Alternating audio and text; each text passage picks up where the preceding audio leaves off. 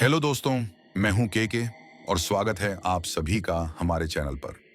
आज की कहानी सिर्फ एक ट्रक ड्राइवर की नहीं है, बल्कि उस रास्ते की है जहां हर रात कोई ना कोई अपनी मजबूरी लेकर निकलता है और हर कोई पूरा वापस नहीं लौटता।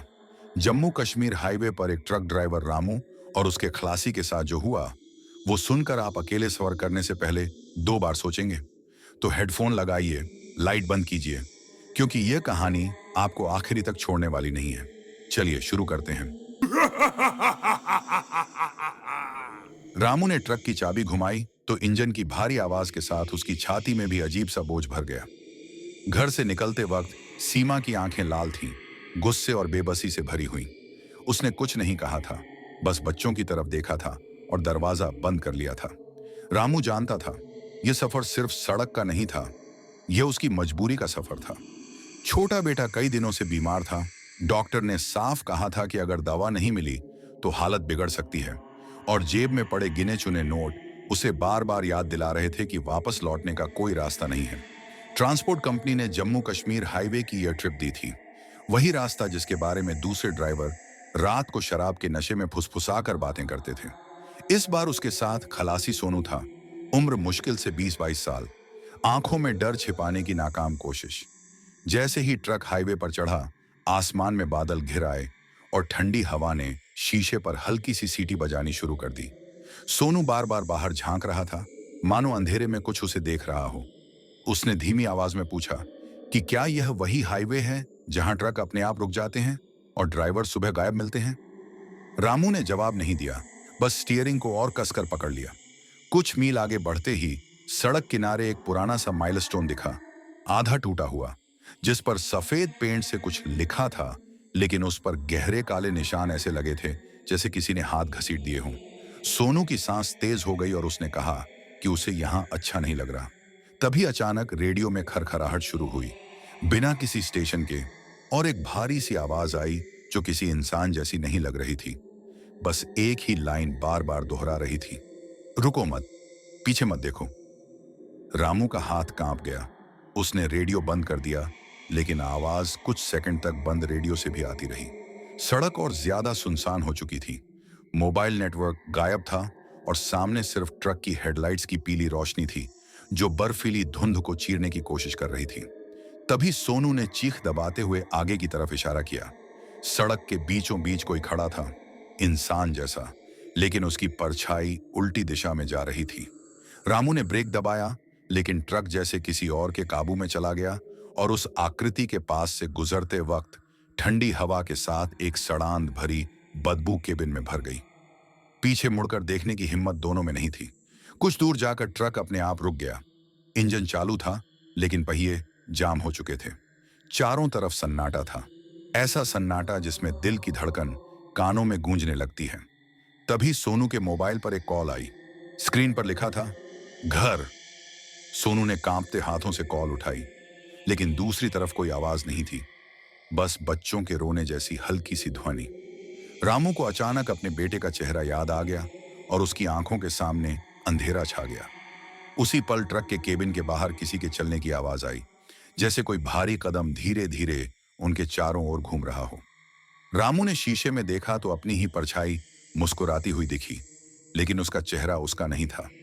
उसी डरावने सन्नाटे में ट्रक का हॉर्न अपने आप बज उठा और दूर पहाड़ों में उसकी आवाज गूंजती चली गई, मानो पूरे हाईवे को जगा दिया हो। और रामू को पहली बार महसूस हुआ कि यह सफर सिर्फ पैसों के लिए नहीं है, यह शायद उसकी जिंदगी की सबसे डरावनी गलती है, क्योंकि जम्मू कश्मीर हाईवे ने उसकी मौजूदगी नोट कर ली थी। ट्रक के हॉर्न की आवाज जब पहाड़ों से टकराकर वापस लौटी, तो ऐसा लगा जैसे किसी ने अंधेरे में हंसकर जवाब दिया हो। रामू ने स्टीयरिंग पर जमे हाथों को हिलाने की कोशिश की, लेकिन उंगलियां सुन्न पड़ चुकी थीं। सोनू सीट से चिपका हुआ था। उसकी आंखें सामने नहीं, बल्कि नीचे झुकी हुई थीं, जैसे उसे डर हो कि अगर ऊपर देखा तो वही चीज फिर दिख जाएगी।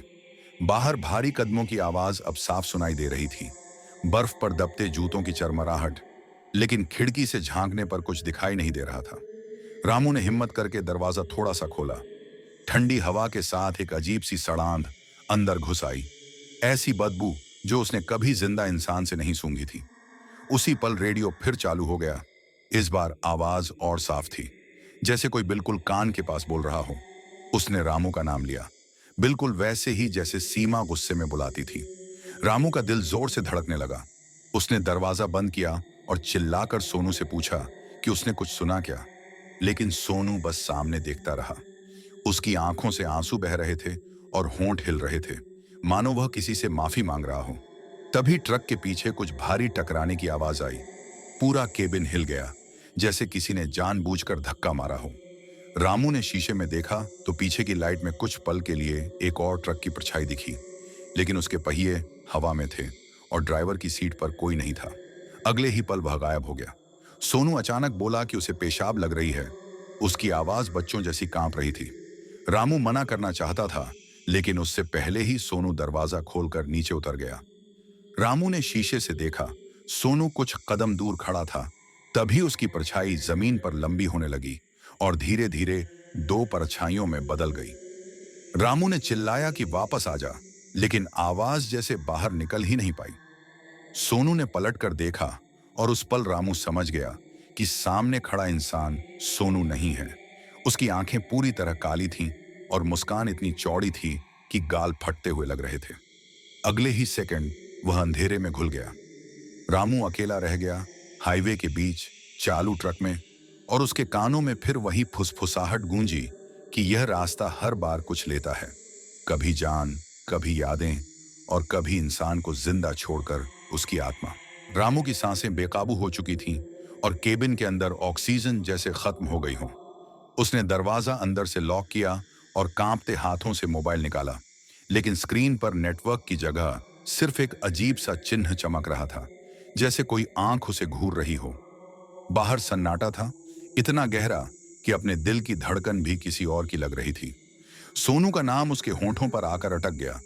वह खुद को समझाने की कोशिश कर रहा था कि शायद यह सब थकान और डर का वहम है, लेकिन तभी ड्राइवर सीट के पीछे से किसी के सांस लेने की आवाज आई, बिल्कुल कान के पास, गर्म और भारी। रामू ने पलटकर देखा तो पीछे सीट खाली थी, मगर शीशे में उसकी परछाई के साथ एक और परछाई खड़ी थी, लंबी और टेढ़ी, जिसके सिर का आकार इंसानी नहीं लग रहा था। अचानक ट्रक का इंजन अपने आप तेज हो गया, गियर हिलने लगे और बिना एक्सीलरेटर दबाए ट्रक आगे सरकने लगा। सड़क पर हेडलाइट की रोशनी में अब निशान दिखने लगे थे, जैसे किसी ने नंगे पैरों से बर्फ पर चलते हुए खून टपकाया हो, और हर निशान ट्रक की तरफ ही आ रहा था। रेडियो फिर से बोल उठा। इस बार आवाज में कई लोग थे, एक साथ, जैसे पूरा हाईवे बोल रहा हो, और हर आवाज रामू के अतीत का कोई ना कोई वाक्य दोहरा रही थी। सीमा की डांट, बच्चों की हंसी और डॉक्टर के शब्द। रामू ने कान बंद कर लिए, लेकिन आवाज सिर के अंदर गूंजती रही। तभी उसे केबिन में जली हुई लकड़ी जैसी गंध आई और तापमान अचानक गिर गया। शीशे पर अंदर की तरफ से बर्फ जमने लगी। सामने सड़क के बीचों बीच एक पुराना ट्रक खड़ा था, वही मॉडल जो उसका था, वही नंबर प्लेट, बस फर्क इतना कि उस पर धूल नहीं बल्कि राख जमी थी।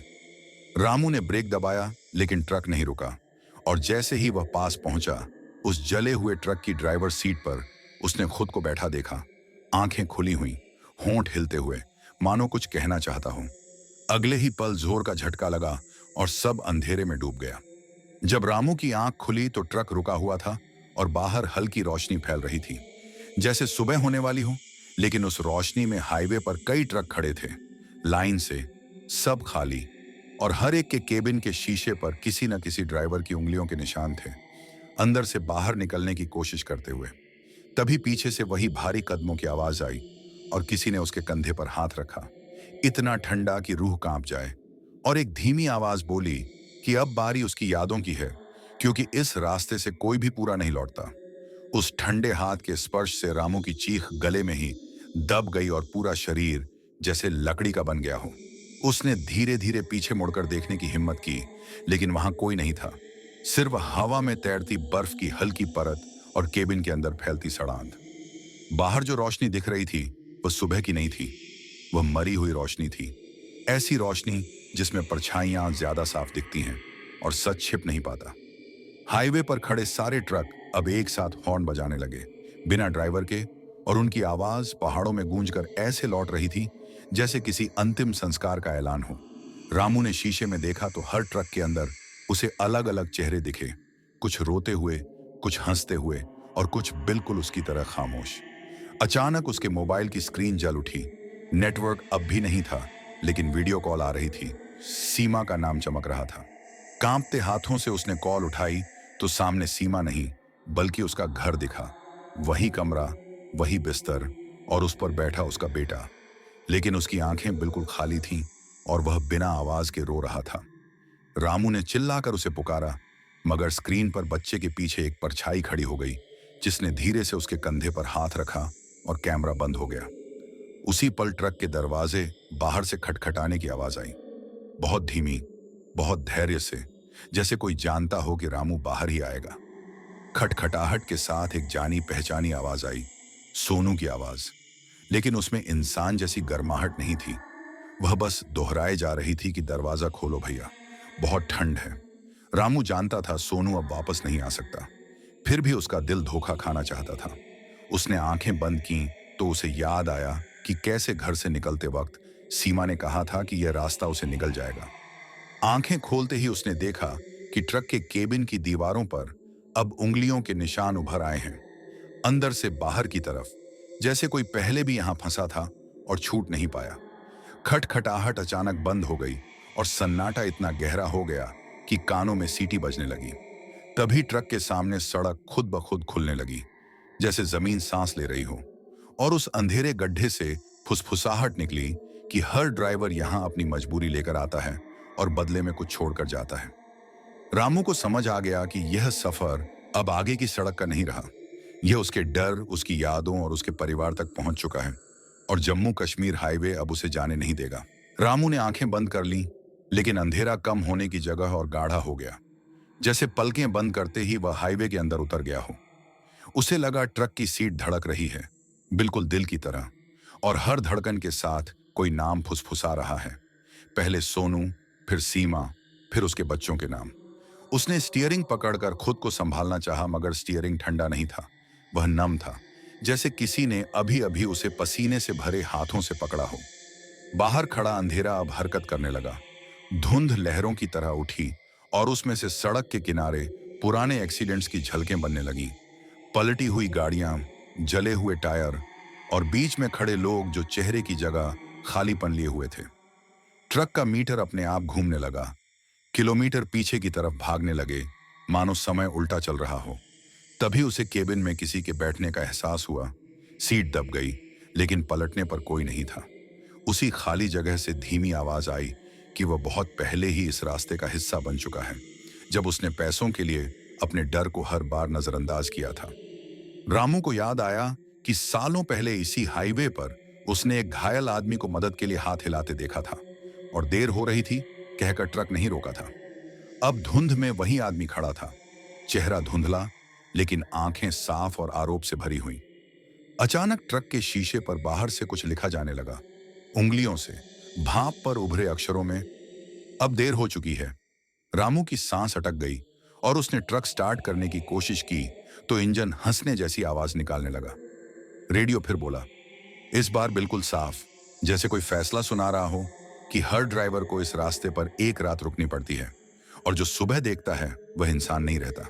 दूर कहीं बर्फ के नीचे घंटी जैसी आवाज बजी और हाईवे की लाइटें एक एक कर बुझने लगीं। आखिरी रोशनी में रामू ने देखा कि सामने सड़क खत्म हो रही है और उसके आगे सिर्फ गहराता अंधेरा है। ऐसा अंधेरा जो उसे बुला रहा है, और उस बुलावे में अजीब सा अपनापन है, मानो यही उसकी मंजिल हो। रामू को लगा जैसे वह अंधेरे की तरफ खींचता चला जा रहा हो। ट्रक रुका हुआ था, लेकिन उसके भीतर सब कुछ आगे बढ़ रहा था। उसने जबरदस्ती आंखें खोलीं तो सामने वही हाईवे था, मगर अब वह पहले जैसा नहीं दिख रहा था। सड़क पर सफेद लाइनें नहीं थीं, बल्कि किसी ने चाक से बनाए ताबूत जैसे निशान खींच दिए हों। हवा में बर्फ नहीं गिर रही थी, वह ऊपर की तरफ उठ रही थी, मानो जमीन खुद सांस छोड़ रही हो। तभी ट्रक की पिछली सीट से खांसी की आवाज आई, बूढ़े आदमी की खांसी, गहरी और थकी हुई। रामू का शरीर सुन्न हो गया। उसे पता था पीछे मुड़ना ठीक नहीं, फिर भी गर्दन अपने आप घूम गई। सीट पर एक बूढ़ा ड्राइवर बैठा था, वर्दी फटी हुई, आंखों में अजीब सी चमक और गले में वही ट्रांसपोर्ट कंपनी का कार्ड जो कभी रामू ने भी पहना था। बूढ़े ने मुस्कुराकर कहा कि वह भी एक समय यहां से सिर्फ आखिरी ट्रिप करके घर लौटना चाहता था। रामू ने पूछा कि वह कौन है, लेकिन जवाब में बूढ़े की आवाज बदल गई और वह एक साथ कई आवाजों में बोलने लगा, जैसे पूरे हाईवे के ड्राइवर उसके अंदर बंद हों। बाहर सड़क किनारे अब पत्थर नहीं थे, बल्कि ट्रक के शीशे, साइड मिरर और नंबर प्लेटें गड़ी हुई थीं, हर एक पर किसी न किसी नाम की खरोंच। रामू ने उनमें अपना नाम चमकता हुआ देखा तो उसका दिल डूब गया। तभी मोबाइल फिर से वाइब्रेट हुआ। इस बार कॉल नहीं बल्कि एक मैसेज था, बिना नंबर के। बस लिखा था कि घर पहुंचने के लिए कुछ छोड़ना पड़ेगा। उसी पल उसे बच्चों की हंसी सुनाई दी। केबिन के अंदर, बिल्कुल पास, लेकिन सीटें खाली थीं। ट्रक के बाहर वही भारी कदम फिर से घूमने लगे और इस बार उनके साथ चेन घिसटने की आवाज थी। बूढ़ा ड्राइवर धीरे धीरे धुएं में बदलने लगा और जाते जाते फुसफुसाया कि इस रास्ते से या तो शरीर निकलता है या यादें, दोनों कभी साथ नहीं जाती। रामू ने चीख कर इंजन स्टार्ट किया और हैरानी की बात यह थी कि ट्रक चल पड़ा। लेकिन जैसे ही वह आगे बढ़ा, उसे महसूस हुआ कि पीछे उसकी परछाई सड़क पर नहीं चल रही, बल्कि उल्टी दिशा में खड़ी उसे घूर रही है। और हाईवे की ठंडी हवा में अब सिर्फ एक ही बात गूंज रही थी कि कीमत तय हो चुकी है।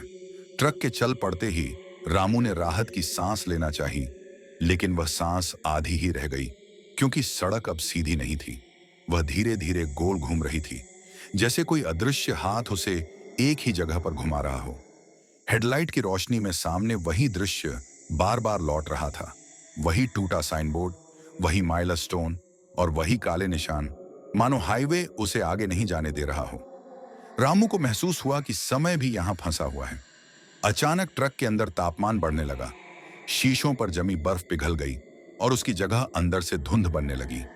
उस धुंध में चेहरे उभरने लगे, बहुत सारे चेहरे, अलग अलग उम्र के, लेकिन सबकी आंखों में एक ही डर था। वे सब रामू की तरफ देख रहे थे, बिना पलक झपकाए। तभी पीछे से बच्चों के कदमों की आवाज आई, हल्की हल्की, जैसे कोई नंगे पांव चल रहा हो। रामू का दिल बैठ गया, क्योंकि वह उन कदमों को पहचानता था, ठीक वैसे ही जैसे उसका बेटा घर में दौड़ता था। उसने चिल्लाकर कहा कि यह सब झूठ है, लेकिन जवाब में ट्रक के रेडियो से उसी बच्चे की हंसी सुनाई दी, टूटी फूटी, जैसे किसी पुरानी रिकॉर्डिंग से आ रही हो। बाहर सड़क के किनारे अब पत्थरों की जगह छोटे छोटे जूते और खिलौने पड़े थे, बर्फ में आधे दबे हुए। रामू ने आंखें झपकाईं तो सब गायब था, लेकिन उसके कानों में एक आवाज गूंजती रही कि डर सबसे अच्छा रास्ता है इंसान को तोड़ने का। अचानक ट्रक के आगे एक सेना की चौकी दिखी, पीली रोशनी, खड़े सिपाही और जलता हुआ अलाव। रामू को लगा जैसे उसे बचाव मिल गया हो। वह तेजी से ट्रक लेकर आगे बढ़ा, लेकिन जैसे ही चौकी के पास पहुंचा, सिपाहियों के चेहरे धुंधले हो गए। उनकी वर्दी सड़ने लगी और उनकी आंखें खाली गड्ढों में बदल गईं। चौकी पल भर में गायब हो गई और ट्रक फिर उसी सुनसान हाईवे पर था। उसी पल रामू के कान में बहुत पास से फुसफुसाहट आई कि इस रास्ते पर उम्मीद सबसे पहले मरती है। और जैसे ही यह आवाज खत्म हुई, ट्रक के केबिन के अंदर सीट के पास किसी ने बैठने का एहसास दिया, भारी और ठंडा, मानो कोई अदृश्य सवारी अब सच में उसके साथ चल रही हो। रामू ने महसूस किया कि केबिन के अंदर हवा अब उसकी नहीं रही, हर सांस के साथ कोई और भी भीतर आ रहा था। सीट के पास जो अदृश्य वजन था, वह धीरे धीरे सरक कर उसके बिल्कुल पीछे आ गया और उसे लगा जैसे किसी की ठुड्डी उसके कंधे को छू रही हो। उसने शीशे में देखने की कोशिश की तो परछाई फिर बदली हुई थी। उसकी गर्दन जरूरत से ज्यादा लंबी और आंखें खाली। ट्रक की स्पीड अपने आप कम होने लगी और बाहर सड़क के दोनों तरफ बर्फ में दबे साइन बोर्ड उभरने लगे, जिन पर शहरों के नाम नहीं बल्कि तारीखें लिखी थीं, अलग अलग साल, और हर तारीख के नीचे किसी ड्राइवर का नाम खरोंचा हुआ था। रामू का नाम अभी वहां नहीं था, लेकिन उसके लिए जगह खाली छोड़ी गई थी। तभी केबिन में हल्की सी घंटी बजी, बिल्कुल वैसी जैसी उसके घर के दरवाजे पर लगी थी। उसे लगा जैसे वह घर के आंगन में खड़ा है, सीमा सामने है। लेकिन जब उसने आंखें बंद करके खोलीं, तो सामने सड़क पर उसका घर खड़ा था। दीवारें जली हुई, खिड़कियां काली और अंदर से बच्चों के खिलौनों के टकराने की आवाज आ रही थी। रामू ने ब्रेक दबाया, ट्रक रुका, लेकिन घर उसकी तरफ बढ़ने लगा। तभी अदृश्य सवारी ने पहली बार साफ आवाज में कहा कि हर बार जब रामू ने परिवार के लिए डर को चुना, तब इस रास्ते ने उसे और मजबूत पकड़ लिया। रेडियो फिर चालू हुआ और इस बार सिर्फ एक आवाज थी, बहुत शांत, बहुत ठंडी, जो बता रही थी कि अगला मोड़ फैसला करेगा कि वह किससे साथ ले जाएगा। सामने सड़क दो हिस्सों में बंट गई। एक तरफ उजाला था, जिसमें घर की परछाई दिख रही थी, और दूसरी तरफ गहरा अंधेरा, जिसमें अनगिनत ट्रकों की हेडलाइट्स जल बुझ रही थीं। रामू का हाथ कांपते हुए स्टीयरिंग पर टिका रहा और उसे समझ आ गया कि यह रास्ता अब उसे आगे नहीं, बल्कि अंदर की तरफ ले जा रहा है, जहां डर और मजबूरी एक ही चीज बन चुके थे। रामू का हाथ स्टीयरिंग पर जड़ हो चुका था और सामने बंटी हुई सड़क जैसे उसकी धड़कनों के साथ हिल रही थी। उजाले वाली राह से बच्चों की हंसी आती थी और अंधेरी राह से ट्रकों के हॉर्न की दर्द भरी चीखें। उसने आंखें बंद कर लीं, लेकिन फैसला उसके हाथ से निकल चुका था। ट्रक खुद ब खुद अंधेरी सड़क की तरफ मुड़ गया। जैसे ही वह उस रास्ते पर बढ़ा, चारों तरफ की हेडलाइट्स एक एक कर बुझने लगीं और केबिन के अंदर वही अदृश्य सवारी हंस पड़ी, बहुत धीमे, बहुत पास से। हवा में अब धुएं और जले रबर की गंध थी और सड़क के किनारे खड़े ट्रक अब साफ दिखने लगे थे। हर ट्रक के दरवाजे खुले हुए और अंदर ड्राइवर की सीट खाली, लेकिन स्टीयरिंग पर हाथों के निशान गहरे धंसे हुए। रामू को लगा जैसे कोई उसे देख रहा है, और जब उसने शीशे में झांका तो पीछे की सीट पर सोनू बैठा था, बिल्कुल शांत, बिना किसी डर के। उसकी आंखें अब इंसानी नहीं थीं। सोनू ने धीरे से कहा कि यहां डर खत्म हो जाता है, बस इंसान नहीं बचता। तभी रामू के मोबाइल पर फिर से कॉल आई। इस बार स्क्रीन पर कोई नाम नहीं था, सिर्फ पत्नी लिखा था। कॉल उठाते ही सीमा की आवाज आई, लेकिन वह रो नहीं रही थी, वह थकी हुई लग रही थी। उसने कहा कि बच्चे अब उसे पहचान नहीं रहे। रामू की आंखों से आंसू बह निकले और उसी पल सड़क पर एक बड़ा सा शीशा खड़ा दिखा, जैसे किसी ने आईना लगा दिया हो। ट्रक उसके सामने रुका और उस शीशे में रामू ने खुद को नहीं, बल्कि एक खाली ड्राइवर सीट को देखा, जिस पर उसकी शर्ट पड़ी थी। अदृश्य सवारी ने उसके कान में फुसफुसाकर कहा कि यही आखिरी चेतावनी है, या तो यादों के साथ लौट जा, या फिर इस रास्ते का हिस्सा बन जा। ट्रक के इंजन की आवाज अचानक शांत हो गई और पूरे हाईवे पर सन्नाटा छा गया। ऐसा सन्नाटा जिसमें फैसला लेने की आवाज भी गूंज बन जाती है। सन्नाटे के उस भारी पर्दे में रामू की सांसें खुद उसे पराई लगने लगीं और उसे एहसास हुआ कि अब समय भी इस हाईवे का हिस्सा बन गया है, बन चुका है। ट्रक के बाहर खड़ा आईना धीरे धीरे धुंध से ढकने लगा और उसमें दिखती खाली ड्राइवर सीट हिलने लगी, जैसे कोई अदृश्य इंसान वहां बैठने की कोशिश कर रहा हो। सोनू की परछाई पीछे की सीट से उठी और केबिन की दीवारों पर फैल गई। उसकी आवाज अब हर दिशा से आ रही थी और वह बता रही थी कि यह रास्ता किसी एक रात में नहीं बनता, यह सालों की मजबूरी, डर और अनकहे पछतावे से बनता है। रामू को अचानक अपने जीवन के वो पल साफ दिखने लगे जिन्हें उसने हमेशा दबाकर रखा था। जब उसने घर लौटने का वादा किया था और काम चुन लिया था, जब उसने बीमार बच्चे के माथे पर हाथ रखकर कहा था कि अगली ट्रिप आखिरी होगी, और जब उसने हर बार खुद से झूठ बोला था। ट्रक का केबिन अब उसके घर जैसा दिखने लगा, वही दीवारें, वही छत, लेकिन फर्श पर सड़क की सफेद लाइनें बनी थीं, जो सीधे उसके पैरों के नीचे से निकलकर अंधेरे में खो रही थीं। बाहर हाईवे पर खड़े सारे खाली ट्रक एक साथ अपनी हेडलाइट्स जलाने लगे और उनकी रोशनी में खड़े चेहरे साफ होने लगे। वही ड्राइवर जो कभी घर पहुंचने का सपना लेकर चले थे। वे सब बिना मुंह खोले उसे देख रहे थे और उस नजर में शिकायत नहीं, बल्कि थकी हुई स्वीकारोक्ति थी। तभी रेडियो से एक बहुत पुरानी रिकॉर्डिंग चली, जिसमें किसी रिपोर्टर की आवाज बता रही थी कि इस हाईवे पर हर साल कुछ ट्रक बिना किसी वजह के गायब हो जाते हैं और उन्हें हादसा मानकर भुला दिया जाता है। रामू को समझ आ गया कि वह कोई पहला नहीं है और न ही आखिरी होगा। उसी पल मोबाइल फिर से जला और इस बार वीडियो में सीमा नहीं, बल्कि उसका खाली घर दिखा। दीवार पर टंगी उसकी फोटो धीरे धीरे धुंधली होती जा रही थी, जैसे कोई उसे यादों से मिटा रहा हो। रामू ने चीख कर कहा कि वह सब छोड़ देगा, ट्रक, पैसा, यह रास्ता। लेकिन जवाब में हाईवे की हवा हंस पड़ी और आईना टूटकर हजारों टुकड़ों में बिखर गया, जिनमें हर टुकड़े में रामू का अलग चेहरा था। किसी में डरा हुआ, किसी में थका हुआ और किसी में बिल्कुल शांत। उसी शांति को देखकर रामू सबसे ज्यादा डर गया, क्योंकि उसे एहसास हो गया कि यह रास्ता अब उससे डर नहीं बल्कि समर्पण चाहता है। और जैसे ही यह ख्याल उसके मन में बैठा, ट्रक के केबिन की लाइट अपने आप बुझ गई और अंधेरे में सिर्फ एक ही आवाज बची कि अगली सुबह सब कुछ बदल जाएगा। अंधेरे में समय रुक गया था, या शायद रामू ही समय से बाहर गिर चुका था। उसे समझ नहीं आ रहा था। केबिन की लाइट बुझने के बाद भी उसे सामने का रास्ता दिख रहा था, लेकिन वह रोशनी आंखों से नहीं बल्कि दिमाग के अंदर से आ रही थी। ट्रक फिर से अपने आप चल पड़ा और इस बार सड़क बिल्कुल चिकनी थी। न बर्फ, न गड्ढे, बस एक अंतहीन काली पट्टी जो सीधे पहाड़ों के दिल में घुसती जा रही थी। रामू को महसूस हुआ कि उसकी थकान अचानक गायब हो रही है। आंखें भारी नहीं रहीं, डर भी अब तेज नहीं चुभ रहा था, बल्कि एक अजीब सी सुस्ती में बदल गया था। यही बात उसे सबसे ज्यादा डराने लगी। रेडियो अपने आप चालू हुआ, लेकिन इस बार उसमें आवाज नहीं बल्कि उसके घर की रोजमर्रा की आवाजें थीं। बर्तनों की खनक, बच्चों की लड़ाई, सीमा का थका हुआ सांस लेना, और हर आवाज के साथ उसे लग रहा था जैसे कोई याद धीरे धीरे उसे छीनी जा रही हो। उसने सिर झटक कर खुद को संभालना चाहा, तो देखा कि स्टीयरिंग पर उसकी उंगलियां पहले से ज्यादा फीकी लग रही थीं, जैसे रंग उड़ रहा हो। बाहर सड़क किनारे अब ट्रक नहीं थे, बल्कि इंसानों की कतार थी। सब चुपचाप खड़े, चेहरे धुंधले, और जैसे ही ट्रक पास से गुजरता, वे एक साथ सिर घुमाकर उसे देखते।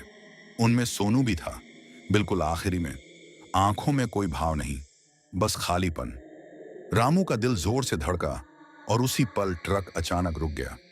सामने सड़क खत्म हो रही थी और उसके आगे एक बड़ा सा दरवाजा खड़ा था, लोहे का, जंग लगा हुआ, जिस पर खरोंच कर लिखा था, वापसी। रामू नीचे उतरा तो उसे महसूस हुआ कि उसके पैरों के नीचे जमीन ठंडी नहीं बल्कि गुनगुनी है, जैसे किसी जीवित चीज की त्वचा। दरवाजे के पास पहुंचते ही उसके कान में फुसफुसाहट गूंजी कि यह आखिरी मौका है। अगर वह इसे खोलेगा तो वह घर की याद तो रख पाएगा, लेकिन खुद घर नहीं पहुंच पाएगा। और अगर मुड़ गया तो शरीर लौट जाएगा, लेकिन उसे कभी याद नहीं रहेगा कि वह किसके लिए जी रहा है। रामू की आंखों में आंसू भर आए और पहली बार उसने महसूस किया कि यह हाईवे उससे जान नहीं बल्कि पहचान मांग रहा है, और यही सच्चाई उसे अंदर तक तोड़ने लगी। रामू उस जंग लगे दरवाजे के सामने खड़ा था और उसे लग रहा था जैसे उसके अंदर की सारी आवाजें एक साथ चुप हो गई हों। हवा चल रही थी लेकिन ठंडी नहीं थी।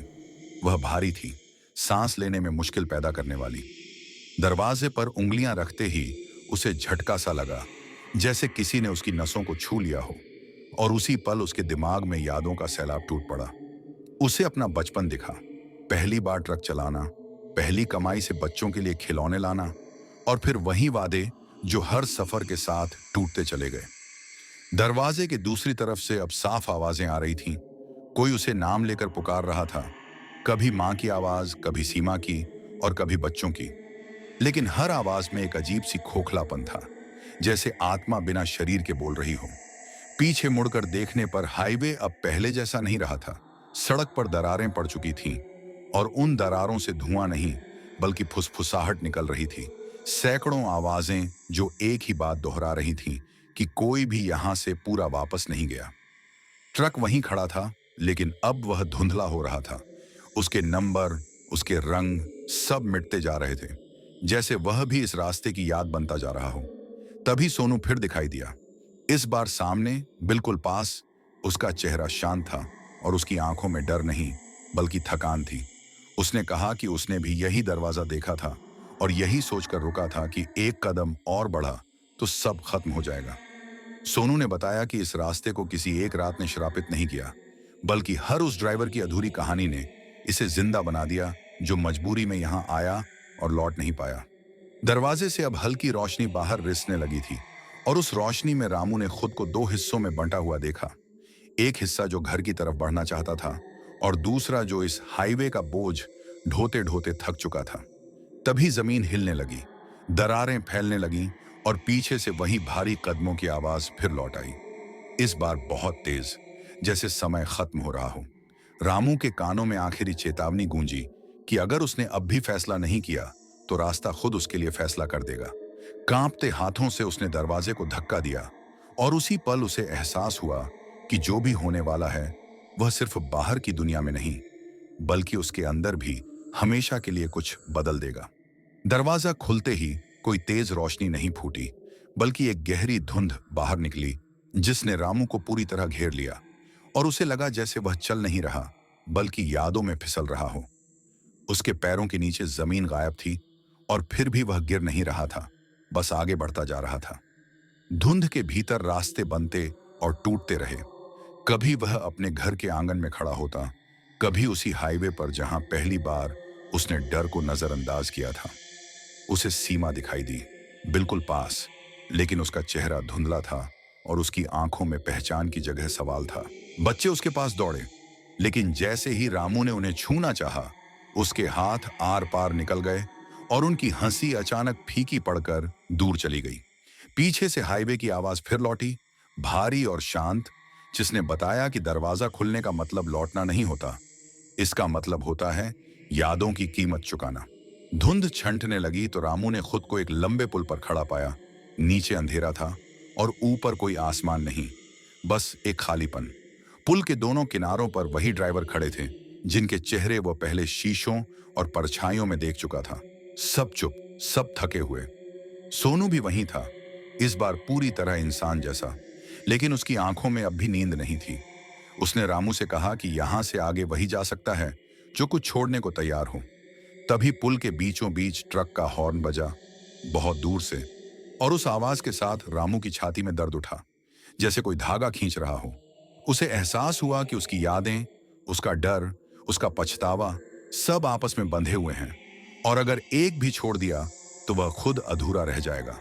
पुल हिलने लगा, किनारों पर खड़े चेहरे धुंध में बदलने लगे और हाईवे की आवाज ने आखिरी बार कहा कि सुबह होने वाली है। रामू ने आगे बढ़ते हुए आखिरी बार पीछे देखा तो दरवाजा अब भी खुला था, लेकिन उसके पार कुछ भी साफ नहीं दिख रहा था। सिर्फ एक एहसास था कि जो भी वह चुनने वाला है वही उसकी सच्चाई बन जाएगी, और उसी एहसास के साथ उसने कदम आगे बढ़ा दिया, बिना यह जाने कि जमीन मिलेगी या नहीं। रामू का पैर जैसे ही आगे बढ़ा, उसे जमीन का एहसास हुआ और पुल अचानक स्थिर हो गया। लेकिन किनारों पर खड़े सारे चेहरे एक साथ पीछे हटने लगे, मानो फैसला हो चुका हो। धुंध धीरे धीरे नीचे गिरने लगी और रामू ने देखा कि पुल के नीचे कोई खाई नहीं, बल्कि वही जम्मू कश्मीर हाईवे फैला हुआ है, अंतहीन, शांत और खतरनाक रूप से खाली। सोनू उसके पास आया और पहली बार उसकी आवाज में इंसानी दर्द था। उसने कहा कि जो यहां से आगे बढ़ता है वह घर लौट तो जाता है, लेकिन रास्ता उसे कभी छोड़ता नहीं। तभी हाईवे की हवा तेज हो गई और रामू के चारों तरफ आवाजें गूंजने लगीं। हर वो पल जब उसने घर के बजाय सड़क को चुना था। ट्रक अचानक पुल के दूसरे सिरे पर खड़ा दिखा, बिल्कुल नया, जैसे कभी कुछ हुआ ही ना हो। रामू उसके पास पहुंचा तो दरवाजा अपने आप खुल गया और अंदर वही सीट, वही स्टीयरिंग, लेकिन इस बार शीशे में उसकी परछाई साफ थी, डर से भरी नहीं। सोनू पीछे खड़ा रह गया, धुंध में घुलता हुआ, और जाते जाते बस इतना बोला कि अगर रामू घर गया तो किसी और को यहां मत आने देना। जैसे ही रामू ने ट्रक स्टार्ट किया, पुल, धुंध और सारे चेहरे पीछे छूट गए और सड़क पर हल्की सुबह की रोशनी फैलने लगी। लेकिन उस रोशनी में भी हाईवे की खामोशी डरावनी थी, जैसे सब कुछ सो नहीं रहा बल्कि देख रहा हो। सुबह की पहली किरण के साथ रामू का ट्रक जम्मू के पास एक ढाबे पर रुका और वहां मौजूद लोगों को वह बिल्कुल सामान्य ड्राइवर लगा, थका हुआ लेकिन जिंदा। किसी को नहीं पता था कि उसकी आंखों के पीछे कितनी आवाजें दबी हुई हैं। घर पहुंचने पर सीमा ने दरवाजा खोला तो कुछ पल तक दोनों एक दूसरे को देखते रहे, जैसे पहचान पक्की कर रहे हों, और फिर बच्चे दौड़कर उससे लिपट गए। रामू रोया नहीं, लेकिन उसने तय कर लिया कि अब यह आखिरी ट्रिप थी।